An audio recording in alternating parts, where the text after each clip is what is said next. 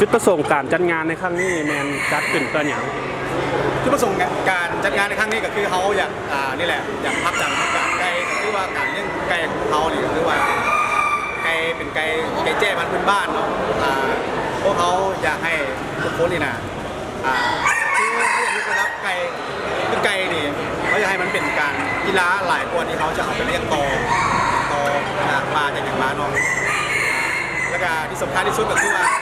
ต้องสามัคคีของคนอยู่ในบ้านเขาคนที่ว่าเล่นมากพักขึ้นกันเตะบนมีสนามเขาก็เลยว่าอยากส่งเสริมตรงนี้เนาะในการและการจัดงานในครั้งนี้ผลการตอบรับหรือว่าผลที่ได้รับนั้นเป็นคือหน้าใด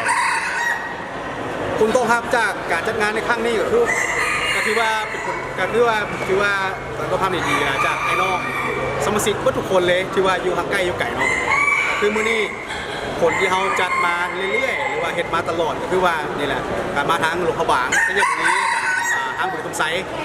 แล้วก็มีสวรรค์เขตเพิ่นก็มาร่วมนำเนาะตรงนี้ก็ถือว่าเขาดีใจหลายแล้วก็รู้สึกเป็นเกียรติที่ว่าได้จัดงานแล้วให้ไอ้น้องอยู่ไกลๆหรือว่าอยู่ใกล้หรือไกลก็รู้สึกทุกคนนั่นแหละได้มาร่วมแข่งขันในครั้งนี้ครับและในอนาคตการจัดงานหรือว่าการเต้าห่มความสามัคคีแบบนี้จะมีแผนต่อหน้าจะมีการขยายขึ้นแนวใดแน่นอนเนาะการที่เขามีการตอบรับที่ดีแล้วการต่อยอดเป็นสิ่งสำคัญคือว่าการแข่งขันเขาจะจัดขึ้นเรื่อยๆและที่สำคัญที่สุดก็คือว่าเขาอยากให้การแข่งขันไก่บ้านเขานี่ไปสู่การแข่งขันแบบระดับ AEC ก็คือว่าคือทางเขาก็สามารถไปแข่งอยู่ทางฝั่งไทยได้แล้วในอนาคตถ้าหากว่าเรื่องโรคระบาดโควิด-19ที่ว่ามันนั้นแล้วเขาก็เชิญทางฝั่งนั้นเป็นมาของบ้านเขาด้วยกันแล้วเขาก็จะจัดไปเรื่อยๆเนาะนั่นที่สำคัญที่สุดก็คือว่าเขาอยากให้มันอยู่ระดับที่ว่าเป็นกีฬาถ้าเราเป็นไปได้เขาอยากให้มีทุกแข่งภาคที่ว่ามีการแข่งขันเนาะและสุดท้ายนี้มีอย่างอยากฝากถึงท่านผู้ชมที่กำลังรับชมอยู่ในตอนนี้จังใดก็ขอฝากเนาะข้าพเจ้าเองในนามส่วนตัวเนาะก็คือเป็นสมาชิกอยู่ในสมาคมอนุรักษ์ไก่ตอนครหลวงเนาะเขาก็ขอฝากเนาะหนึ่งเป็นลมเขาหรือว่าสมาคมเขาแล้วก็การแข่งขันหรือว่าการเลี้ยงไก่ต่อพันธุ์พื้นบ้านให้จังไหนเขาสิพันขยายเท่าไหร่เนาะจากไก่ที่ว่ามีมูลค่าที่ว่าเป็นแค่เป็นสิ่งที่ว่าเขาใส่อยู่ครัวกินแล้วผ่านไม่เป็นนักกีฬาแล้วยกระดับไก่หรือว่าราคาไก่มันจะเพิ่มขึ้นในตัวและที่สำคัญที่สุดก็คือว่าการแข่งขันเนาะเขาจะปราศจากไรถ้าหากว่าคนที่ว่าอยากลงอยากลิ้นหรือว่าเขาอยากเพิ่มเติมสิ่งที่ขาดหายคือว่าไก่เขาอยู่บ้านแล้วขันแล้วก็จังไหนต้องสิ่งที่การพัฒนาแบบนี้ก็คือการแข่งขันเนาะของฝากไปเนาะถ้าหากว่ามีสิ่งใดเนาะที่ว่าพวกเขาช่วยได้ทางสมาคมพวกเขาเต็มที่เนาะสามารถติดต่อสอบถามพวกเขาได้จ้ะ